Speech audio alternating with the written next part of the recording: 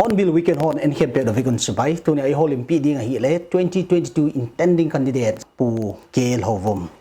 Heba, so I saw a partner page in so kipa who can say 2022 election hi hirap pantay nang chu IDES na to hin na kumjong kumkhat jenu ma chin hai sanja ikam na to go chu chi sora kon lungul ham ai lo na ki si dem kisi na chu thelo de tan so na pana ka gel tai kum som walang ma pana khong ki gut pat tan hi ai le nang chu na background min na constituency mi le to hi constituency ke se lo ikam sung pumpi tribal leader di koi ham hoi na sata nidang sa jo awareness na consciousness het na min kine hin nang le background ipina na to ham hoi lai nong pin ham ti hon ne kan se pe thedem amasan ka chen na thu mot bunga khang cheng en hi 1965 ma patna 2006 ke 41 years tabang hi mot bunga kanong se len hi chu ba chun heng jang khu lem khong ko ma khu khat ka tung do in 2006 apana tu ne chan gya khu hi achel thajing hi Tun ka service thu ka service hi July 1988 na chu UPR join kan bolin he tengle April 2021 na chu ka hai tai 33 years tabang service kan bolin he ka service hi IDES kiti in Indian Defence Estate Service Government of India Ministry of Defence noya na tong kahin he China service akona hi politics practical ta apply thedi na mu umam hi lole na lunglut valja politics na lut nom jana service kum khat jen kiti chut e pamai mama hin na idum mama hin ipida politics tan hong lut kun yang ham politics a kung lut nom na hi aji ni se the ome khatna chu political background akinejin social life ajong active ta ema zo khama aking mangjan he chukit le ka service ji ajong hi kung lut nom he politics a kung lut nom he ka service chu piam ti le public service he related to public activity mi pi to kiloi khom mi pi na to mi pi de bol hoi ai ji a chu kum som thum wal administrative experience ka de ho hi pa mai ka sa kolgama bon kum som thum wal patil pha lung lut ta gen thei ta kum tam ta ve ka bol thei le ka gammi te gen thei te ha sate la ji pida ka bol lo dam administrative experience ka de ho hi pa mai ka sa ji a til ho ka pu do nom he okay to ai kum khat na nei in service kum som thum intending candidate na hita in e mi ke khat sei dan chu bureaucrat soloi ana to diwa ki chai ji a hi prestige a day man hom ai lo le na position a day man ha hung fight hin te ti ho sei to bang accusation nei a hi lunggel an nei khaum tale na na voters te la chi chung cha hi ping lunggel na yam social activity pi pian na ki man kha ham na bureaucrat horn retire hi zo teng ai lo premature retirement a lot teng politics ang lung lu nun ateng le am ho personal interest am ho changwal phat chom na delwe alo le min phat na delwe ti hi nonsense lunggel di lo a hi aji chu tu na politics ti tu na assembly a tu sei the thulala he the akide la ta a gam choma gen the ta a service ni bola mi thil bol ho sau ta thu ta an mo ho le dan le mul rule regulation tampi ne ho chu iti man lo ko iman diwam administrative explain nei ho iti man wal ko tongai pu ta lo diu ai lo le kha lo ho chun wai hop le tu la ya chi na khan na sang ta ta a iti le kha lo ho express nei lo ho non pur pa ma hin khu mang lo ho chun man pu iti thil pha thil len thil hoi tam ta kol ga ma ki mo chu mu lo ho chun iti mi pi chingam ta mi pi ti pu the diu he cho ki ke la he le administrative explain kenejin thil pha thil hoi tam ta an ki jil do ho chu mang chaleng thil pha he ki bol do the nan te ti ki ta san na le ka kinep na he mi ke kha chun ground reality hello chulai kol gama officer hiu le chulanga thil mi cha reality hello a hung chem gu hin te tiang lunggel nei ummai the di hin I kam sung issue ho ipi barden na nei ham sitting emle hon ana kaisa hon ipi bol lo ham nang chu hung le chun ipi thil khan an polo di ham ipi ja nang na voter son an vote di ham ken ground reality hapun te kiti yong chu ta sat lo ta thu he agam mi ka hin kanel wa pana hung ping hung cheng hung ke he mi tam ta ket pitan huinun dan yong ke hai pun he ama wang khe lo kha chu u tim cha sum ki pi tu na u tim cha ki tha tu na wang he pui cha jong chwang chu surrender ka bolin awang cho chu he na ya pangam politics ki ti chu igam jong he ding mi jong he ding khu jong he ding pi pers mi pi so thama he ding ai cha chu e yong mi em ki a igen te san hom pi po na na boy no ke to chu la ya chu ki hon ima he pon te por grade hon ima he pon te ngam pa ma hon ima he pon te ki ti chu zo thu hin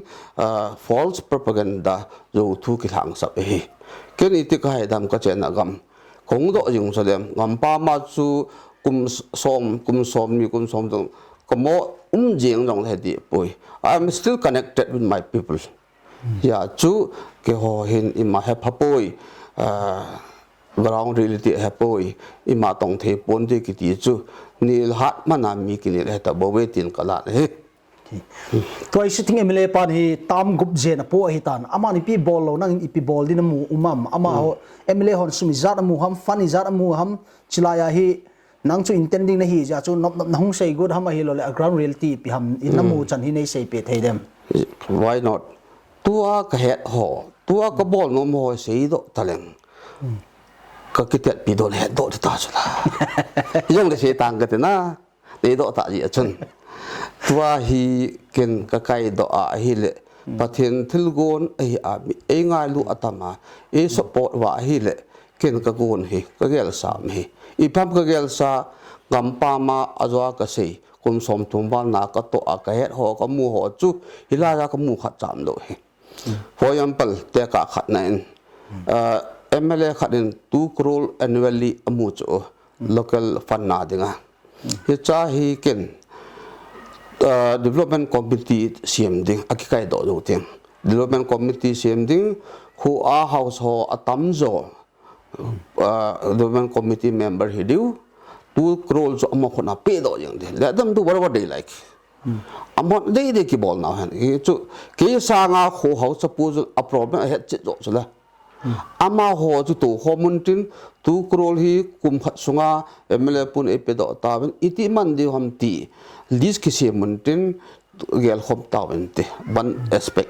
which I want to introduce so chu ka po lu nom na khat hin ani na a chu ken jong he che development committee advice ka bol nom khat chu kolma ta bang ho thil ka mun hila ja hang bol hi te ateng la ka bol nom ki khat chu skill development center miem hi lekha isim chi wang wa asim do omin IAS IPS other group air services aki do nai aki do lo kitam hi amo segment ho dinga hi class 10 pass jo lo ho upper class 5 ai lo class 5 ma pa class 10 chan hi tabang group tama tam jo society ai amo 50% tamang hi kati 50% of our students could not succeed ama ho dinga hi phamat ibolo wale zu adon di ta chala ibang hat ebo lo number 4 ne du ta chala ibang hat ebo pe lo le gam bi wa du ta chala gam noi wa lu teng society ke che yang de ji a chu amo ho bol thi chu ka gel khat chu skill development center small skills chu hil pi ding government of India Ministry of Textiles in jong chi hoi skill development center hoi abui pi a chule nan government organization ho private agency tam ta in jong skill development center ho hi atun do ya ama wa to konsan bolding ama hin local area a khang ta tan ipi ngai cha nam embroidery ham tailoring ham beautician ham computer course ham mason ham any other courses which is relevant to the public ama di chat ho hi select ibol diu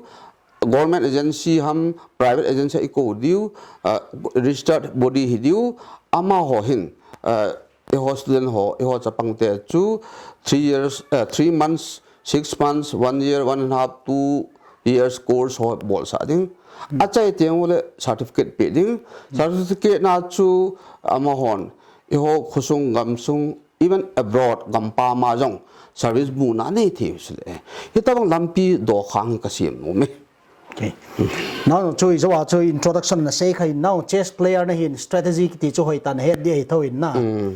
chlai Saitu constituency hi event ai le history ai event le last last election na last by election na last by election a chu event ai le social media la hin viral video capture a hilo le ipiham accusation tu la hi social media hat ma mata in chilaya hi kum gup zen sitting emle pai koi mana phu zo lo hin chi ho chu ipi strategy mang anang chun na fight di ham ipiham na voters te ko na say nom I chilai hi SOO group hon involvement nei dem a hilo le free and fair election ham na expect ito bang ham na fight good done tua sitting MLA pu aido le 6 times MLA pu hin jong lungel aneya thilpa tamta abol atan pa chat omi ama gu velang aido le kumsom ni langa lang akai tan ata sa jong lungel jong a jo tapon ke jong dei le jong leng mi min lam kai khatnin mo pon len ta khatnin mi pi abet zo lo tiang le mi pi aka tiang le hoya che diu hitam mi pian chen de nei ta pon aka jong le mi li lem bi ding lam kai pu Bangalore lang de langa tiang iti mi thi ul the di ya chu amai khel pat atai ti mi pi ogin kazatan mi pi ho hin change for the better not change for the sake of change bungam thang ke ko hitale khel din ta tiu le apa che khat hung chok du ngai so la ke ho chu mi khat chu khel di ti mana chu apa che a hung khel lo wa le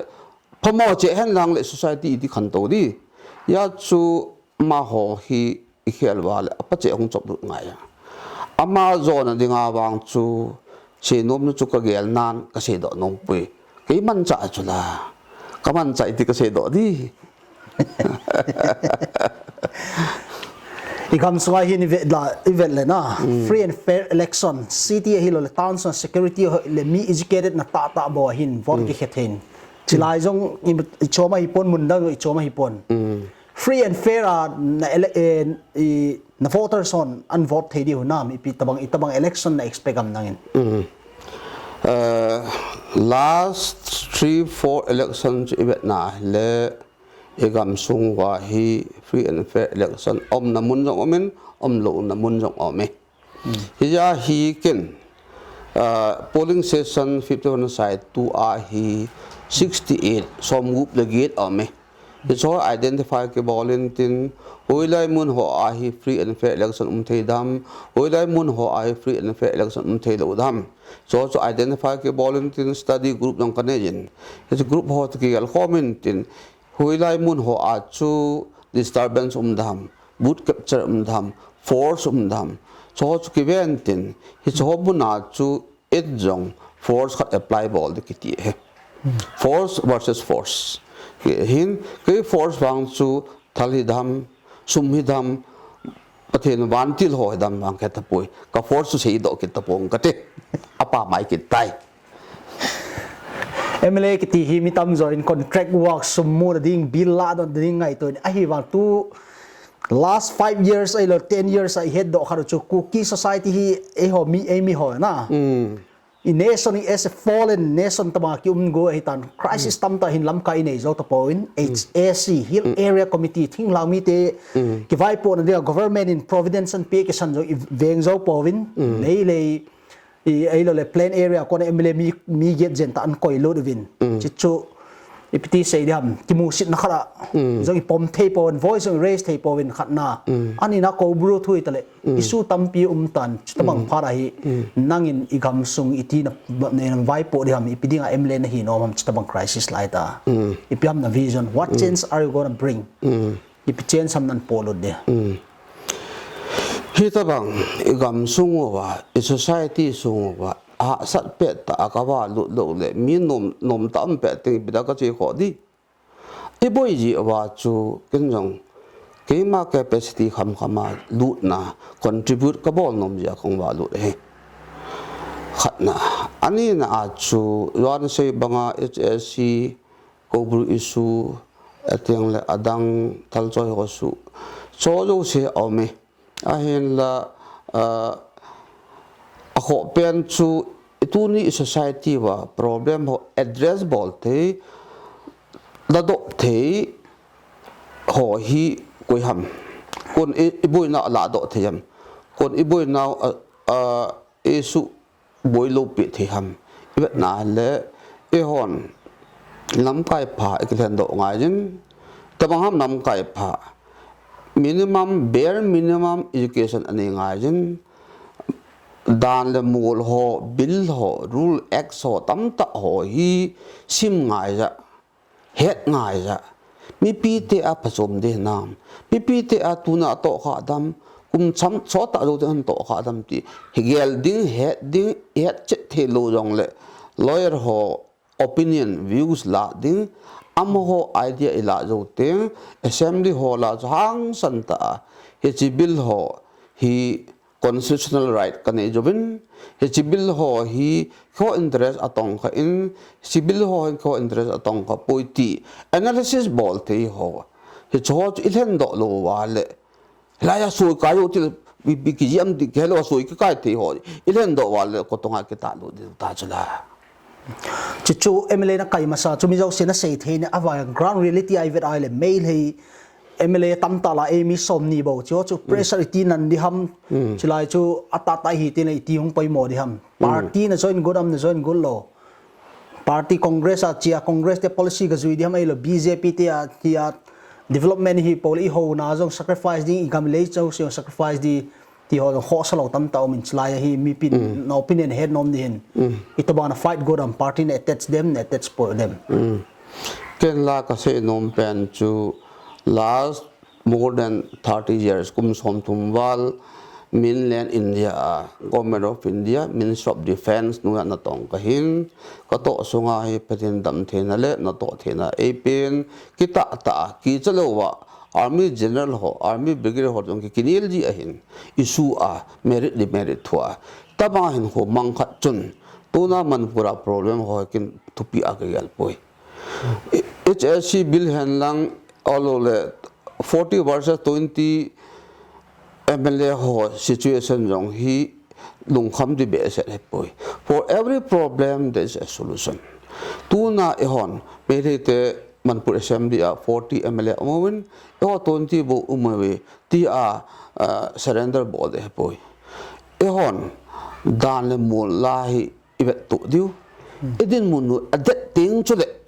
we have to fight Yon assembly holong fight ball diu brute majority azo tao jong le we have to knock the door of justice lower court high court supreme court na ile jong le curative petition bon na dai chula so there are so many remedies MLA hon lung lu na po na ho sa na ka mi te dinga ka din di ati phat chule acha te pathen hong jom lu ta pathenin a mi te chu a hu do chula alam kai lo ji a chu patinin nè là cha ep vàng mà nào cái tạ là vàng ít chỉ ai cái lạ lối đi cái vả thế đi thì đâu sẽ sa chứ mi em ho làm cái hòn abol diu ho bol ta lo chu iti mi ki bo ki cha dong chia chu thing lang mi te ml som ni bo umun hon resistance power ni po iti yong chu nung kham de po ye thil pha thil di Indian constitution no ja na ito po le remedy apeding law yong omin ateng le neighboring states ajong thinglang mi state tamai la Mizoram for example Mizoram state hi thinglang mi te state la Meghalaya jong tribal state la Arunachal jong tribal state la Nagaland jong tribal state la iho jong tribal hi la iveluwa state li lenga tribal ho ko ma jong iboi now ho hi politically consolidate ibol the wa le he from political angle from legal angle la solution the chu but ai wa nga ilam kai ho bin na ato lo wa le sumde le dei wa le mi pi po na ho mit hi thi na ho ani nom lo le even God will not help us chi MLA fight hi tulaya hi khang kha te lung thima ai lo le society holim nai ngai ai le sumne lo te thelo di tin sitting MLA ho chun sumane dio chi he hin phu jang ha win na they almost got everything from their side amount to consolidate hin dio ai nang ni zat budget iti funding to na fight good ham purely people's will ham clean election ham na kinep na iti na fight good ham jo chun neo khat chun satan chilaya hi na budget to na fight good dan ke budget hi government of India to election commission of India in campaign na dinga MLA khanin 20 lakh da 25 lakh da permitted limit amount akoi chu ken ka ju tai government service 33 years ka bolin ka ji phiga se yeng dinga ka ji PA on the 40 50 lakh nan tin ateng le gratuity ateng le leave encashment krolis kini nante dan chu mi danga I mahi jong le government in 25 lakh ge akoi pa chu se chu e o na jong ki pudo the nante hi jung cho na isopi sangam supporter hon jong in ngai luntin in case or in kai na jong chu public contribution jong ki mo thu nante ya hi election fight ball di pa chu lamna nante kati toy MLA khat nong hi te le hin garia security auto gang chal chala tai bo hi poimo pen chief guest a chi de bo hi pon legislator ta Manipur parliament Manipur assembly chunga to say thading poimo hin chi ja hi gam su issue hoi ne khan opinion ga ngai thlai tin na amas pena ADC election umlo ADC sot ta hagup lang ki postpone ta go zuwe ta ton phalbi ta Christmas anga ki dam piam ki hello cho chung cha hi pinas epi lunggel na yai pidinga ADC election umkit loham chi grassroots government thinglami ho ke vai pon ta ta hin ADC election umda the kiti hi decision kun la state government of Manipur ala ha kati ADC ho hi 6 ADC in Manipur hi 6 schedule no ya self rule local self government no ya hitale 6 schedule no ya hitale atam ke chai teng election di ta flow free flow tang le la ke chai teng khat ta yeng de hin hi 6 schedule no ya ta lo ji a local self government hi ta lo ji a Manipur state government no ya ta ji a Manipur government nin ama ho advantage disadvantage study abol wa ya abol sa lo hin te ti ka gelin he aji chu ADC election da hi le ADC dinga budget ki koi do chu Manipur state government ko na du ta chala Manipur government adi di na man cha the ta chala dai wat bol the ta chala thinglang mi te dinga ADC ho dinga annual budget ho tam ta krul jar ham khat chu yo area ki bang chatalo hilanga department chat danga state government man cha ta iman naw len ta ka he ya hi chi pa yong hi ADC pa chu pha cha bor nom lo hin tin ateng le ga gel khit kat chu sure wang kai poi ka gel khit kat chu ADC election le consensus khatna at least 2 or 3 candidate de hin achi local MLA le present government hin tu a government le MLA ho hin candidate khat chu party ticket to party funding abol diu funding abol lo ding mi khat mi ni ho chu thase diu lung no mo diu he chi government he chi MLA pa ada tha diu hi a chu a loi khat ki pui lu diu loi khat po do ding he chi din mun om ji a chu mi yo si hi election bol lo ding mi yo si hi ama langa ki support sa the ninga mi yo si kinep na api wa MLA bol sa masat ding mo kai do masat ding ti yong ndam ti yong lungel umi Toi hi civil society organization ho na CSO hoi le cho jong defang tabang ina o min sumle pai ki chat thei ham a hi lo le petition phat di ham na for example burning issue tam ta i HSC hong ki hijack pin jong naga ho apau do lo ki pau ngam lo naga hon an se jo te le hoi eco ki jin chila hi alertness le petition diam a purpose of serve khalwa na muam chila chung cha hi pi lunggel na yam now intending candidate khat na hi le na lunggel mi pi head nom de hin tunya civil society organization pebip ine jobin di ta hoi ta koi ma ki chat ne lo lang tum si tum ne lo ba achi pi lo jong omin mi adang wang chun thuta lampi hoi ta kita ta sincerity ta atong lo jom te ding kai ng chan he aji chu CSO lam khai pebip men headman lo wa PP ban strike blockade abol sa jiwa BP asu gen theiwa ateng la amon iti phana government to ipi Lhouvum khelo suddenly amahon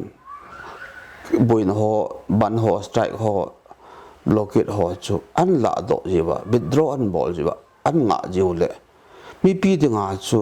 asu sa omlo aga omlo government to ipi discussion amam negotiation agreement ima khelo mi pin hepatalo nam kai ho jun ipi sunga bol tam daw khat tan CSO chunga leadership chunga effectiveness elo negotiating skills ane do ham khat jong hi CSO chunga he pp ten wang chun ajui ji wang oben achai na asu sam ji ta pon he ya hi CSO jong hin nam kai ho jong hin apa jong atamin apa lo jong om da poi ama jong hin nam ngai lu na imit thi thi hul naw lam pi hi jui lew wang chun society wang chu kan to no te de ti chu ka ke he tua hi emi hon hi na sata mail he o lunggel i mat do khar chu mail he plain area hi population tam wal agam de za do umlo chi jai land grabbing ti hi tu lai hi household what hitan vocabulary mi zo si kampau hi tai na nang khonge jong chilaya ko na gamla lo cha chilaya hin harau thela university tung tang thu boin not lang ai vet ai le ko bru chung chang boin chung chang hi lam kai hung le chuni ti handle na ball hi mail ho pressure hi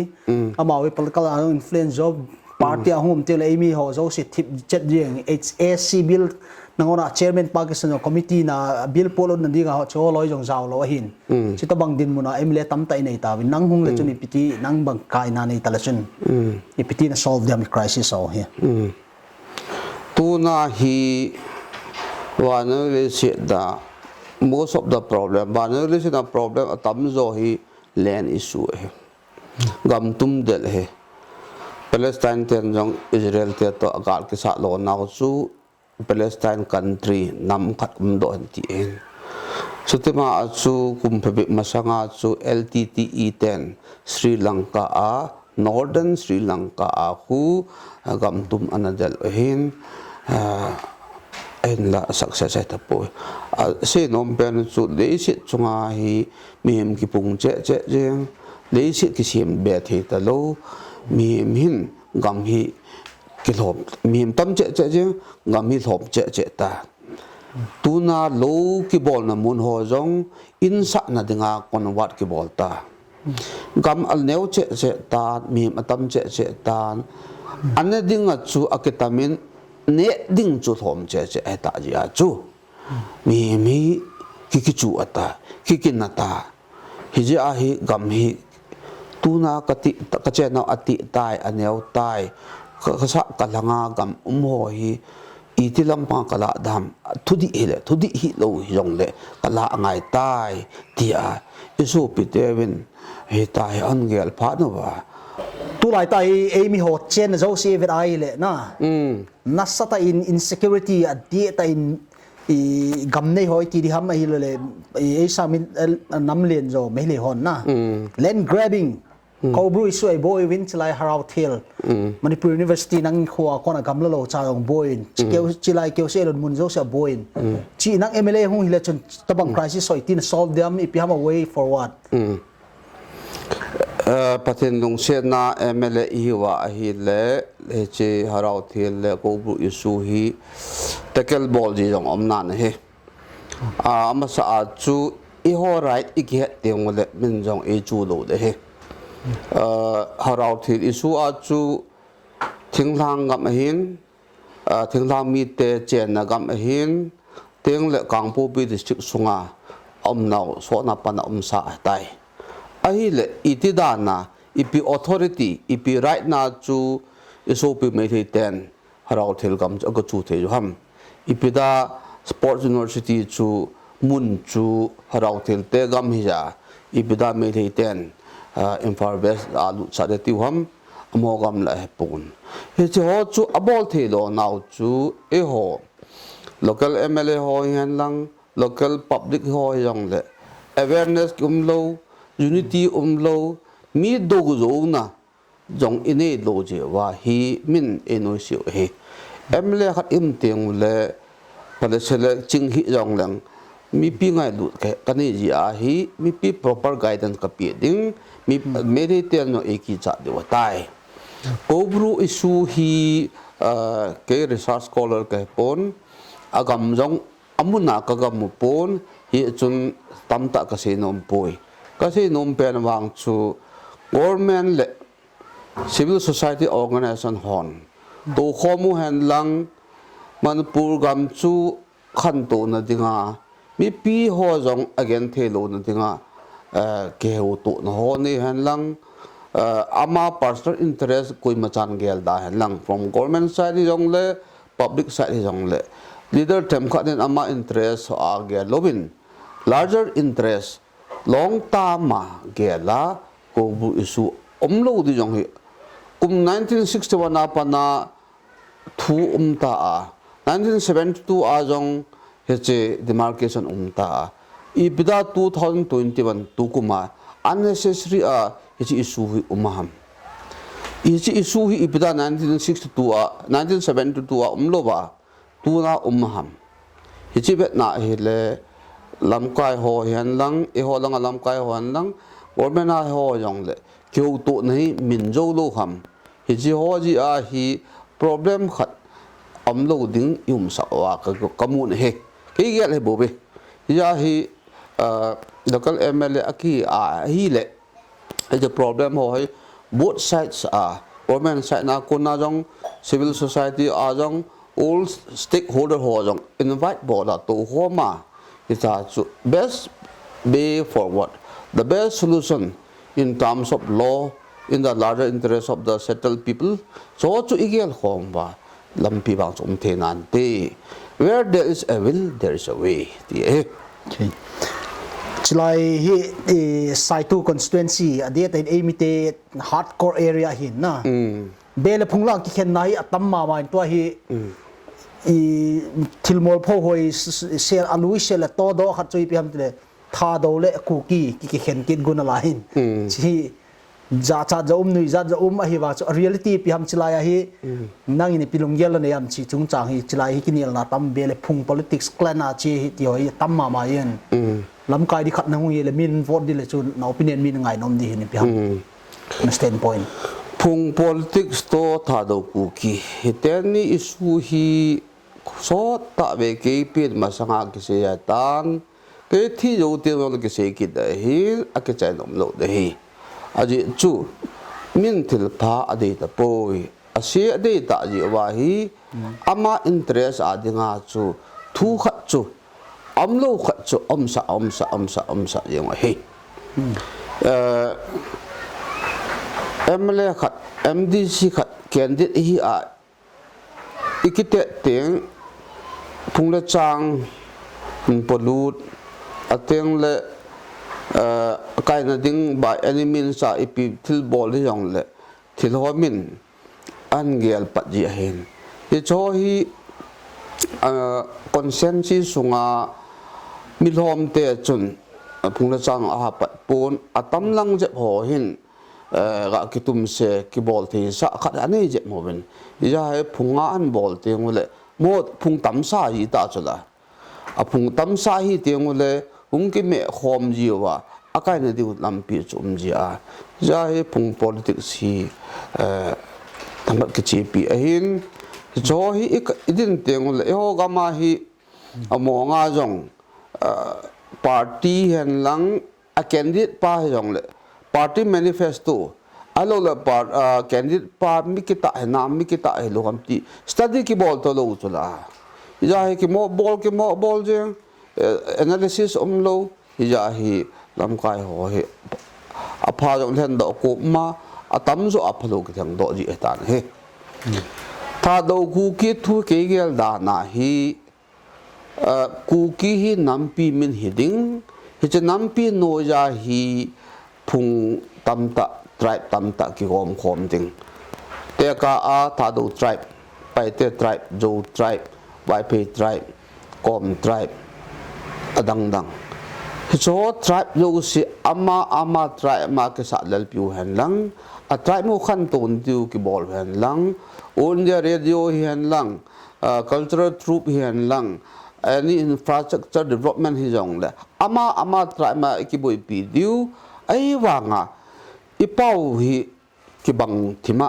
icho naung ki bang thima chin group kuki chin group e ho hi ki kai khom naw umbrella chu kuki hi hen kuki chu nampi hi hen nampi sunga chu tribe pi khomute iki khepo ve ipau aki chi na iki heto the na ve imin sa dan jong khup let khu hau ti ta banga hi chi the the jewin I cho no lang pia ke bangi I peda e ho ki to mo the diu ham hi cho gel khom le khan pade hin tunin he che ipichu nam ham ipichu tribe ham e khan ta po wen lam ka di ta ho hin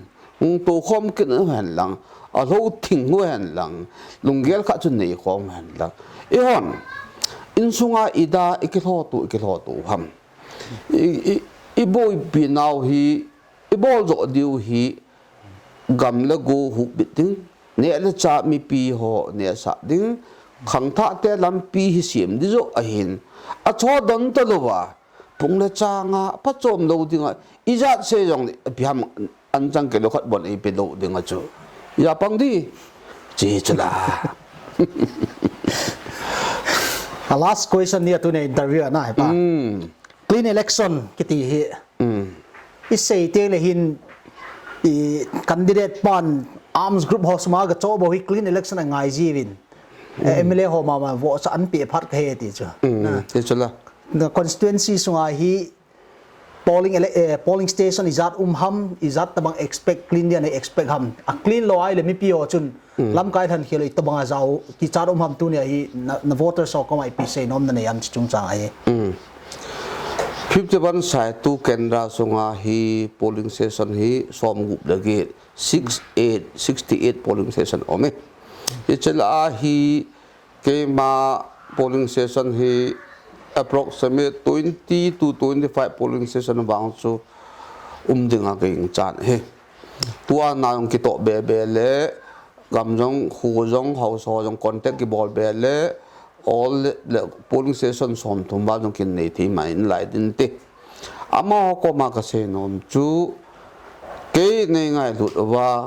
thil phan đây và phát cha cái đừng là tiêu và lệ phát hiện bộ ging un lăng thil đăng ging hi un tu lại ra thal choi hòn rong mi agi uvin mi bang long sẽ thôn lại rồi về ấy chút thal ho to cái thal ho to năng chu coi chỗ mìm lâu piu chu là bao khát tròn khát kỳ trả đi lâu chu lúc kỳ long sẽ to đi bộ ya chu water hòn coi mà kỳ trả hiệu phát hiện bộ kỳ trả bên thil phai đây là aman pi đi chu là thil phai bu na đi vào chu hồ xịt ấy tôi to mai tao thế thinh cái kipe đi trong là cái đồ máy tàu thế thì đâu xem mình anh này thì phải để gì bên bộ trật tệ cái cho hiệu và thiệt ông này có mà chọn im mãi lo đầu điều hi mình là kia thọ điều hin có mà chọn im sai lo đầu điều hi thì cái ông cái tin này hin bộ trật tệ trong nông mong tên phát triển bằng hồ một tin thì phải để hi esugen thế thế ni khát cái thủ bị điều hi ngay lúc nan anh rồi ấy rồi sao điều hi thì chúng ta sẽ nôm bền đấy cái bảo mà gen pa tu này hồ Olympia gen weekend hồn ngày tu te zau sia tu nia i Olympia pu ke Lhouvum IDES ama hile intending candidate 51 Saitu AC ding ding hi ama pan idea le political view te khem pe ngai tawa yai kha bangchin viewers te ni chat ting wa tu nia yai interview ngai tu te zau sen social media nen te YouTube lama enten comment section apanin kum nga khat ve chau lam kai ki tel the ya democratic system a yai lam kai tel ding chance kha bangchin advantage la dingwa one man one vote clean election om the diam lam kai tel the tak tak di hiu ya ai kele i system hi darti lo lai chi kha ppt tat na hi a tunia Olympia hepa tunia ne Olympia jen cho ki pa thu ka ni yong ka ki pa wale ke Hornbill kon ni all the best hi Wisconsin nomin result chu nga deu mai ta na nge ki pam be se je nge tu ni longel ki pi to na English ten interview atin hechin ni kho a na phat man tam taw nan pi do wa chu chan pu langa ko na Kangpo district Hiang city a nong wa lu wa tabang kho sa na ngai lu na